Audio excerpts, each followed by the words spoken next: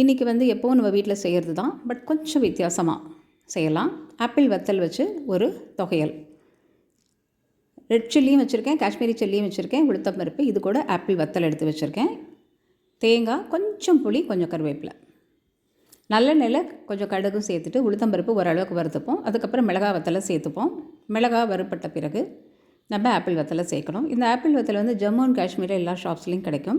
நம்ம ஏரியாவில் கிடைக்கலனா நம்மளுக்கு ஆன்லைன் ஸ்டோரில் வாங்கிக்கலாம். இந்த கருவேப்பிலை உருவி போட்டுடுங்க, கொஞ்சம் பெருங்காயப்பொடி, கடைசியாக தேங்காய் ஒரு பிரட்டி அடுப்பு ஆஃப் பண்ணிவிடுங்க. உப்பு சேர்த்துட்டு நம்ம ஆறின பிறகு மிக்ஸி ஜாரில் போட்டு கொஞ்சமாக தண்ணி சேர்த்து நல்லா கொஞ்சம் கெட்டியாகவே அரைச்சிக்கோங்க.